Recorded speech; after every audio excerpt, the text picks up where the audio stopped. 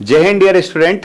Previous year की जो हमारी सीरीज चल रही थी उस सीरीज में आप लोगों को बहुत भरपूर प्यार मिल रहा है स्पोर्ट डिफेंस एकेडमी के 5 के पंच वाली सीरीज में। और जब इस 5 के पंच वाली सीरीज में आपका इतना स्नेह और प्यार मिला और आपको काफी बेनिफिट भी हो रहा है, तो बच्चों अगला हम एक सीरीज लेकर के आए हैं 10 का दम। 10 का दम यानी कि आप लोग देखने जा रहे हो वर्ष 2010 से 2010 से 2022 तक हम लोग ज्योग्राफी के प्रीवियस ईयर के क्वेश्चंस हम लोग सॉल्व करेंगे। और इस एक जो वीडियो सीरीज होगी उसमें आपको 10 क्वेश्चंस मिलेंगे। तो आज हमारा इस सीरीज का जो फर्स्ट वीडियो है इसके अंदर आप लोग देखेंगे कि 2022 का जो सेकंड पेपर हुआ था हमारा एनडीए का 4 सितंबर को, उस पेपर के अंदर जो हमारे 20 क्वेश्चंस थे उन 20 क्वेश्चन के अंदर 10 क्वेश्चन को आज हम लोग सॉल्व करने वाले हैं। तो जरूर बच्चों इस सीरीज से आपको फायदा होने वाला है। यदि आप लोग ज्योग्राफी पढ़ रहे हैं तो साथ साथ में आप लोग क्या कीजिए, इस प्रीवियस सीरीज को भी आप लोग देखते चलिए। तो आपके सामने स्क्रीन पर आज की सीरीज का 10 कदम का पहला क्वेश्चन आने वाला है। तो बच्चों जल्दी से पेन कॉपी खोल के और एटलस खोल के अपने सामने बैठ जाइए। आज का पहला क्वेश्चन है कि ऑस्ट्रेलिया का जो सेंट्रल वाला पार्ट है, इस सेंट्रल वाले पार्ट में हम लोग देखेंगे कुछ ऐसे आपके स्ट्रक्चर हम लोगों को मिलते हैं जहां पर हम लोगों को बहुत ज्यादा क्वांटिटी में कुछ वेल्स देखने को मिलते हैं, इननंबरेबल वेल्स, असंख्य कुएं देखने को मिलते हैं। और ये कुएं क्यों प्रसिद्ध है? क्योंकि यहां पर थोड़ा सा यदि हम लोग क्या करेंगे, डेप्थ में हम लोग बोर या वेल्स जैसा स्ट्रक्चर बनाएंगे तो वहां से ऑटोमेटिकली तीव्र वेग से पानी बाहर आता है। ऐसे कुएं को हम लोग बोलते हैं ग्रेट आर्टिशियन वेल्स। और ये कुएं जिस क्षेत्र में मिलते हैं उस क्षेत्र को हम कहते हैं बच्चों ग्रेट आर्टिशियन बेसिन। कुएं को क्या कह रहे हैं? उस कुएं को कह रहे हैं हम लोग great artesian basin, sorry great artesian wells. और जिस क्षेत्र में वो कुएं मिल रहे हैं उन कुएं को हम लोग क्या कह रहे हैं? Great artesian basin. तो जी हाँ बच्चों, क्वेश्चन हमसे यहीं से पूछा गया है। क्वेश्चन बोल रहा है हमारा कि ऑस्ट्रेलिया में जो ग्रेट आर्टिशियन बेसिन का प्रमुख भाग है वो कहां स्थित है। तो बच्चों आपने ऑस्ट्रेलिया मैप देखा होगा, तो ऑस्ट्रेलिया के अंदर 6 स्टेट और 2 यूटी हम लोगों को मिलते हैं। ठीक है, यदि हम लोग देखेंगे ये ऑस्ट्रेलिया का मैप हम लोगों को दिखाई दे रहा है। इस ऑस्ट्रेलिया के मैप में आप लोग देखेंगे तो सबसे ऊपर यहां पर हम लोगों को क्वींसलैंड वाला पार्ट मिल जाएगा, नीचे विक्टोरिया है, न्यू साउथ वेल्स है, तस्मानिया है। इधर हम लोग देखेंगे तो वेस्टर्न ऑस्ट्रेलिया है, सदर्न ऑस्ट्रेलिया और ये नदर्न टेरिटरी है। ये क्या है? नदर्न टेरिटरी है। ठीक है, तो ये वाला जो हिस्सा आप लोग देख रहे हैं, ये जो मध्यवर्ती भाग है, सेंट्रल वाला जो पार्ट है, यहां पर हम लोगों को इस तरह के कुएं या वेल्स मिलते हैं जहां से स्वतः ही तीव्र वेग से पानी बाहर आता है। और इस भाग को हम लोग क्या कह रहे हैं? ग्रेट आर्टिशियन बेसिन कह रहे हैं, ग्रेट आर्टिशियन बेसिन।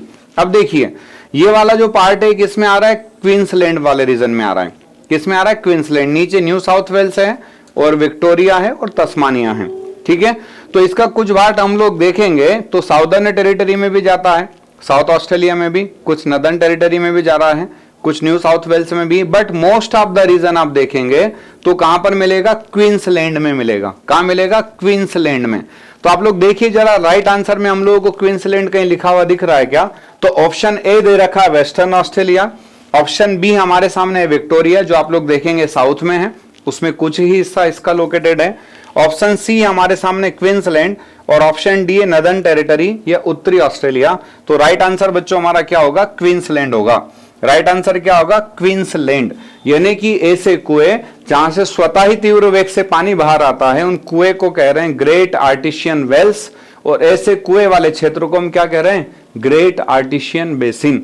और बच्चों ध्यान रखिएगा, ये ऑस्ट्रेलिया का जो सदर्न वाला पार्ट है जहां पर आपको क्रिसेंट से भी अर्धचंद्राकार ये जो आकृति दिखाई दे रही है, इस आकृति को हम लोग ग्रेट ऑस्ट्रेलियन बाइट कहते हैं। क्या कहते हैं? ग्रेट ऑस्ट्रेलियन बाइट कहा जाता है इसको ग्रेट ऑस्ट्रेलियन बाइट कहा जाता है। तो ध्यान रखना, क्वेश्चन वो ग्रेट ऑस्ट्रेलियन बेसिन पूछ रहा है या ग्रेट ऑस्ट्रेलियन बाइट पूछ रहा है। यदि हम लोग देखेंगे बाइट पूछेगा तो ये सदर्न टेरिटरी के नीचे दक्षिणी ऑस्ट्रेलिया के दक्षिण में हम लोगों को दिखाई देगा। ठीक है, चलिए क्वेश्चन नंबर हम लोग सेकंड आज की सीरीज का हम स्टार्ट करें। क्वेश्चन नंबर सेकंड जो हमारा है वो ट्रांसपोर्टेशन से रिलेटेड है। बच्चों एक खास चीज आप लोगों ने इस बार वाले पेपर में देखा होगा कि एनडीए के इस वाले पेपर में ट्रांसपोर्टेशन जो हम 4 तरह के पढ़ते हैं तो चारों ट्रांसपोर्टेशन से आपको क्वेश्चन मिलेंगे, है ना। Water transportation, air transportation, road transportation और एयर, चारों ही तरह के ट्रांसपोर्टेशन से आपको क्वेश्चन मिलेंगे। तो यहां पर जो क्वेश्चन हमारे सामने वाटर ट्रांसपोर्टेशन से, जल परिवहन से क्वेश्चन हमारा बोल रहा है कि इसमें से कौन सा स्टेटमेंट जो हमारा है वो सही है, यानी कि हमें राइट स्टेटमेंट को सिलेक्ट करना है। ठीक है, निम्नलिखित में से कौन सा कथन सही है? Which of the following statement is correct. पहला स्टेटमेंट है भारत विश्व के सबसे लंबे नौगम्य अंतर्देशीय जल नेटवर्क वाले देशों में शामिल है। India is one of the longest navigable inland waterway network in the world.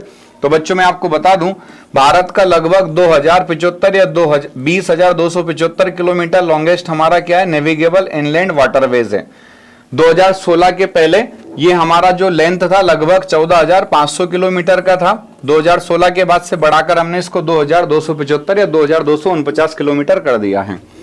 दूसरा स्टेटमेंट है, वर्तमान में अंतर्देशीय जलमार्ग कुल माल वाहन के लगभग 25%, गलत बात है, 0.1% है ना, 25% क्या कर रहा है, ट्रांसपोर्टेशन कर रहा है गुड्स का, ये गलत है।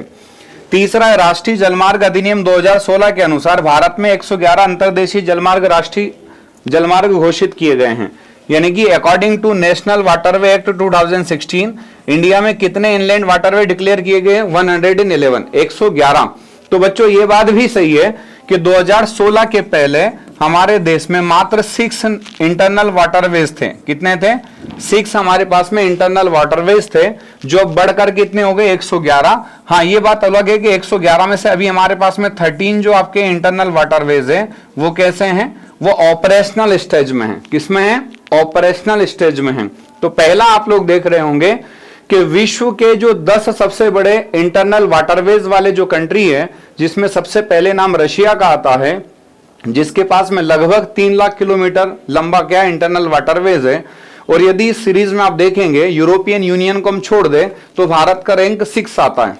कौन सा रैंक आता है, 6 आता है। यानी कि भारत विश्व के उन देशों में भी शामिल है जो सबसे ज्यादा क्या बना रहे हैं, इंटरनल वाटरवेज का लेंथ बना रहे हैं। तो पहला स्टेटमेंट हमारा सही है बच्चों। लेकिन दूसरा बोल रहा है 25% कैरी करता है, तो ये बात गलत है, 0.1% कॉन्ट्रीब्यूशन है इसका। और थर्ड स्टेटमेंट भी हमारा सही है, यानी कि राष्ट्रीय जलमार्ग अधिनियम 2016 के अनुसार भारत में 111 वाटरवेज है, ये सही है। लेकिन हाँ 13 इसमें से ऑपरेशनल स्टेज में है। तो हमारा ऑप्शन कौन सा सही होगा बच्चों, 1 और 3। 2 जो है हमारा वो रॉन्ग स्टेटमेंट है, ठीक है। तो 1 और 3 हमारा जो आंसर होगा वो सही होगा, यानी कि option D is correct. Next question number हम लोग 3 की तरफ जाएंगे। तो बच्चों अगेन हमारा क्वेश्चन ट्रांसपोर्टेशन से दिया हुआ है, और इस बार ट्रांसपोर्टेशन हमारा है रेलवे। कौन सा ट्रांसपोर्टेशन है, रेलवे ट्रांसपोर्टेशन है।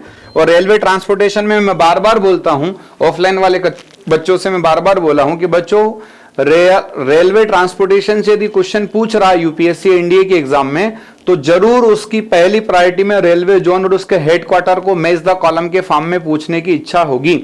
आप प्रीवियस ईयर के क्वेश्चन उठा करके देखेंगे तो जरूर आपको क्या मिलेगा, इसी तरह का क्वेश्चन मिलेगा। एक तरफ रेलवे जोन के नाम दे रखे होंगे और एक तरफ उनके हेडक्वार्टर्स को क्या किया होगा, मैच द कॉलम के फॉर्म में मैच करने के लिए बोला गया होगा। तो बच्चों सबसे पहले ईस्टर्न जो रेलवे है, पूर्वी रेलवे है ना, ये ईस्ट सेंट्रल रेलवे जिसको हम बोल रहे हैं, पूर्व मध्य रेलवे, ईस्ट सेंट्रल रेलवे का जो हेडक्वार्टर है वो है हाजीपुर बिहार में। कहां पर है, हाजीपुर बिहार में है। दूसरा है उत्तर पूर्वी railway, north east railway, north east railway, ठीक है। तो नॉर्थ ईस्ट रेलवे का हेडक्वार्टर कहां पर मिलेगा, गोरखपुर में, ठीक है, जो राप्ती नदी के किनारे बसा हुआ उत्तर प्रदेश में। अगला आप देखेंगे उत्तर पूर्वी फ्रंटियर, फ्रंटियर को हम हिंदी में सीमांत बोलते हैं, उत्तर पूर्वी सीमांत railway, north east frontier railway, ठीक है। इसका हेडक्वार्टर आपको मालीगांव गुवाहाटी में मिलेगा, असम में। मालीगांव गुवाहाटी असम में मिलेगा, मालीगांव गुवाहाटी असम में इसका हेडक्वार्टर है, ठीक है। मालीगांव गुवाहाटी असम में इसका हेडक्वार्टर हम लोगों को मिल रहा है। और अगला है उत्तर पश्चिम रेलवे, नॉर्थ वेस्टर्न रेलवे, इसका हेडक्वार्टर कहां पर मिलेगा, जयपुर में मिलेगा। कहां पर मिलेगा, जयपुर। तो यदि आप सही कोड यहां पर ढूंढने जाएंगे तो बच्चों ए का हमारा कोड होना चाहिए 3। तो आप देखेंगे ए के 3 में हमारे पास में 2 ऑप्शन हो सकते हैं, ए भी हो सकता है, बी भी हो सकता है। यदि हम बी का देखने जाएंगे तो बी का 1 है, बी का 1 है। सी हम लोग देख रहे हैं तो सी का क्या है, 4 है, सी का 4 है। और डी का हम लोग जाएंगे तो 2 है, यानी कि राइट आंसर हमारा क्या होगा बच्चों, बी होगा। राइट आंसर क्या होगा, बी। और वैसे भी हम लोग रेलवे जोन को बहुत अच्छे से हम लोग पढ़ते हैं, हम लोग डायरेक्शन के बेसिस पर जब रेलवे जोन को हम पढ़ते हैं तो बहुत इजीली हमारा हो जाता है, ठीक है। तो आप लोग देख रहे होंगे क्वेश्चन नंबर जो 59 था हमारा सेट ए का, उसका राइट आंसर हमारा बी है। पूर्व मध्य रेलवे का मुख्यालय कहां पर है, हाजीपुर में। उत्तर पूर्वी रेलवे का गोरखपुर में। नॉर्थ ईस्ट फ्रंटियर रेलवे का कहां पर है, मालीगांव असम में।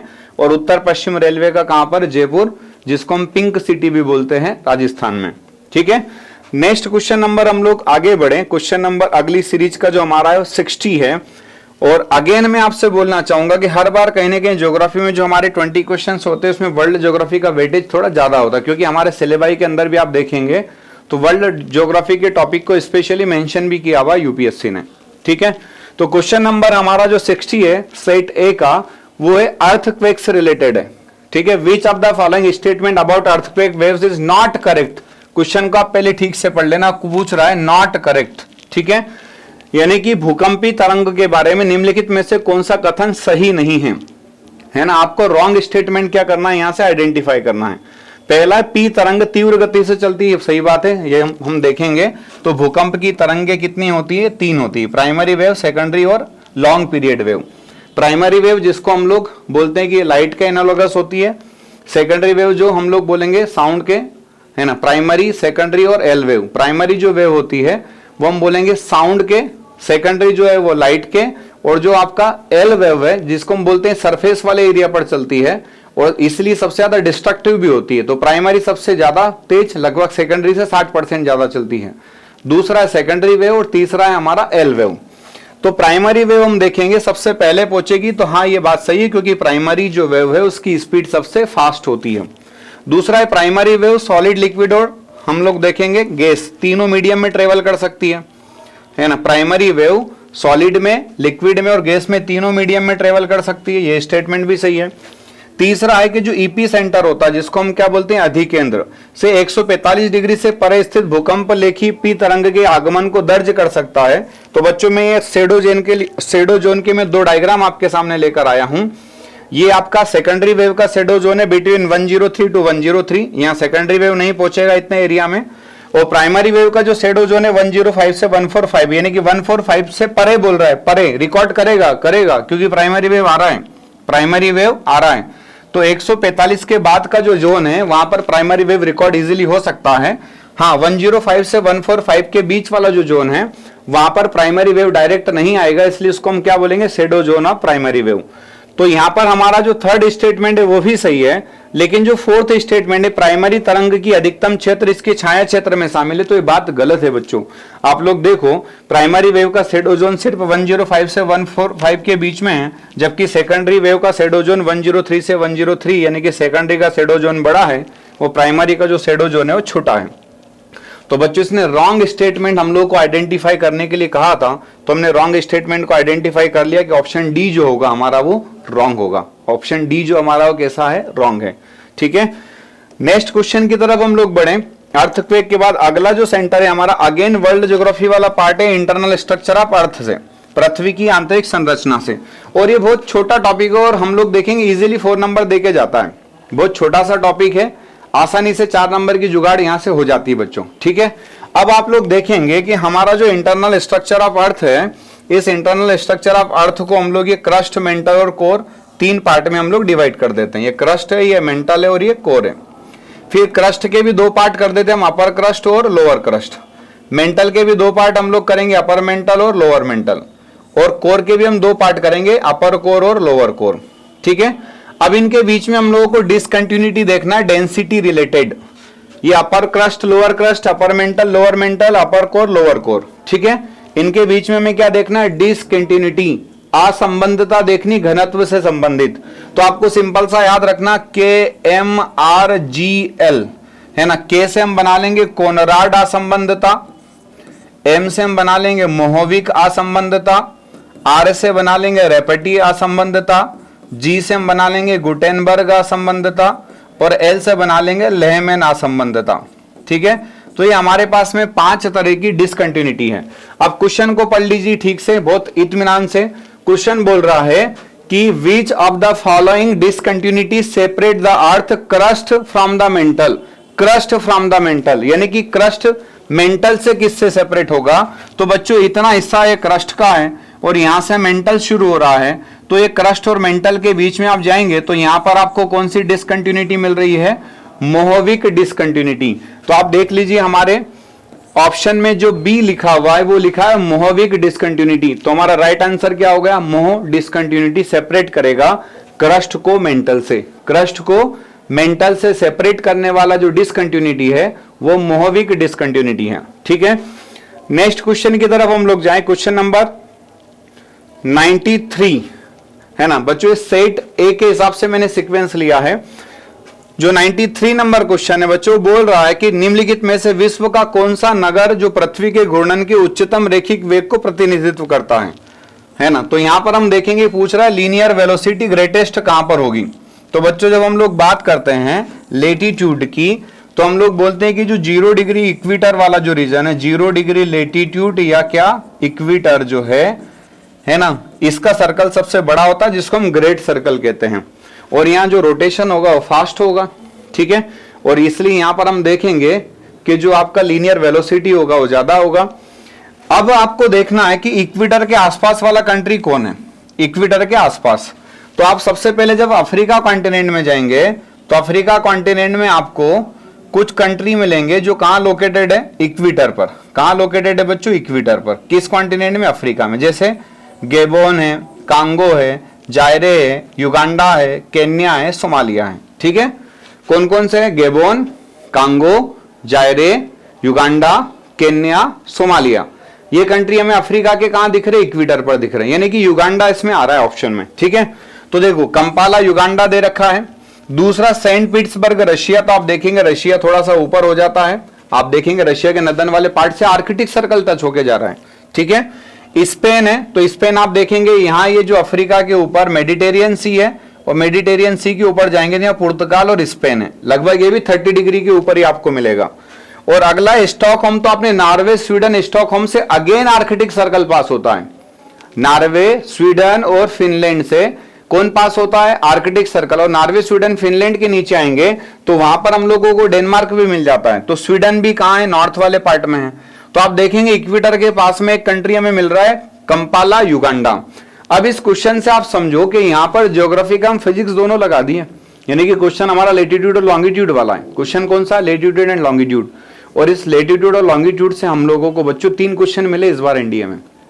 3, एक आपको प्राइम मेरिडियन टाइम से मिला है, एक आपको इंटरनेशनल डेट लाइन से मिला है, और तीसरा आपके सामने स्क्रीन पर लिखा हुआ है कि किस कंट्री में लीनियर जो वेलोसिटी है वो सबसे ग्रेटेस्ट है, ठीक है। तो राइट आंसर हमारा हो गया बच्चों कंपाला युगांडा। नेक्स्ट हम क्वेश्चन नंबर 94 की तरफ आगे बढ़ेंगे। अगेन हम लोग देखेंगे लेटीट्यूड एंड लॉन्गिट्यूड वाला क्वेश्चन हमारे सामने है, ठीक है। हम लोग ये 180 डिग्री बना रहे हैं, जिसको हम लोग क्या बोलते हैं, इस 180 डिग्री को हम लोग बोलते हैं इंटरनेशनल डेट लाइन। क्या कहते हैं इसको, इंटरनेशनल डेट लाइन, ठीक है। इसको हमने जिग इसलिए किया ताकि एक कंट्री में एक यूनिवर्सल डेट रहे, एक से ज्यादा डेट ना हो, इसलिए हमने इसको जिग किया है। इसको हमने कब बनाया, 1884 में बनाया है। ये कहां से पास होता है, बेरिंग जल संधि, बेरिंग स्ट्रेट से पास होता है। बेरिंग जल संधि से होकर गुजरता है। और किस महासागर से गुजरेगा, प्रशांत महासागर से गुजरेगा। इस 180 डिग्री के बारे में हम लोग एक चीज पढ़कर आते हैं कि यदि कोई व्यक्ति या जहाज इस 180 डिग्री देशांतर रेखा को पार करके यदि कहां जा रहा है, राइट हैंड साइड जा रहा है, कहां जा रहा है, राइट हैंड साइड या पूरब की ओर जाएगा, तो उसको एक दिन क्या करना पड़ेगा, घटाना पड़ेगा।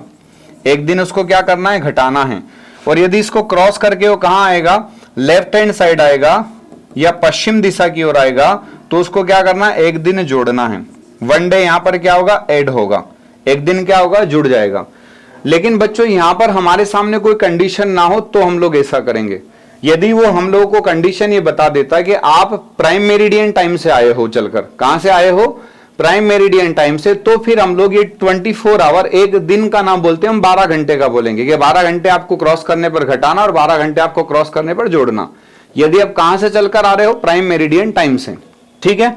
अब क्वेश्चन हम लोग पढ़ लेते हैं। यदि आप अंतरराष्ट्रीय दिनांक रेखा के पार पूर्व की ओर उड़ान भरते हैं तो क्या होगा, है ना। What will happen if you are flying east across the international date line.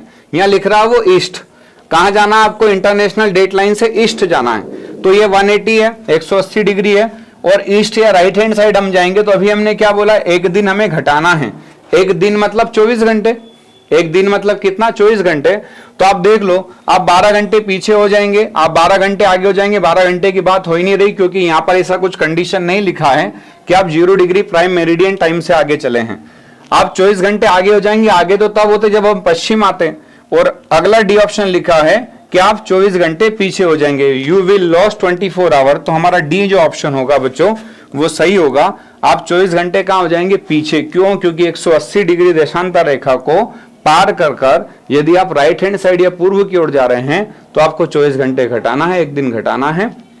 यदि आप इस 180 डिग्री देशांतर को पार करके यदि कहां आएंगे, पश्चिम की ओर आएंगे, तो आपको एक दिन जोड़ना है। यानी कि यहां पर इस लाइन के इधर यदि संडे लिखा है तो इधर आपको आने पर क्या मिलेगा, मंडे मिलेगा।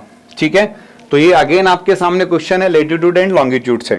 ये भी टॉपिक बहुत छोटा है, सिंपल है, और यहां से भी हर बार आपको 1 या 2 क्वेश्चन हमारे एग्जाम में मिलते हैं। अगेन बच्चों हम लोग बात कर रहे हैं, हमारे सामने क्वेश्चन है लेटीट्यूड एंड लॉन्गिट्यूड से, अक्षांश और देशांतर रेखा से। क्या है, the prime meridian does not pass through the which of the following African countries. आपके अफ्रीकन कंट्रीज के कुछ नाम लिखे हुए हैं और पूछ रहा है इनमें से कौन सा अफ्रीकी देश ऐसा है जहां से प्राइम मेरिडियन, ये जिसको हम हिंदी में बोलते हैं प्रधान याम्योत्तर रेखा, नहीं गुजरती है। प्रधान याम्योत्तर रेखा नहीं गुजरती है। प्रधान याम्योत्तर रेखा, या जिसको हम बोलते हैं 0 डिग्री लॉन्गिट्यूड, या जिसको हम बोल देते हैं Greenwich mean time, Greenwich mean time pass नहीं होता है। तो बच्चों आपको सबसे पहले याद रखना है कि 5 देश ऐसे हैं अफ्रीका के जहां से प्राइम मेरिडियन पास होता है। अल्जीरिया, अल्जीरिया के नीचे हम जाएंगे माली, माली के नीचे हम जाएंगे तो Burkina Faso, Burkina Faso, Burkina Faso के बाद में घाना, और घाना के बाद में टोगा, घाना के बाद में टोगा। ये 5 देश अफ्रीका के हैं। किस महाद्वीप के, अफ्रीका महाद्वीप के। और बाकी 3 देश यूरोप के हैं।